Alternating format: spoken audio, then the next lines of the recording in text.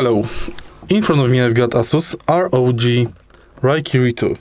In this video I'll show you how to disconnect it from the PC.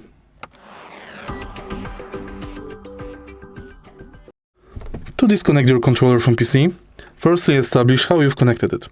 If it's connected via USB cable, simply unplug the cable.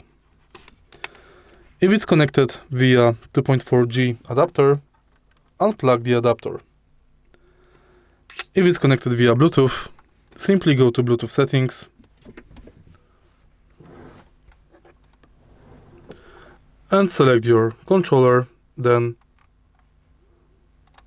select remove. And that's basically it. If you found this video helpful, please leave like, comment and subscribe.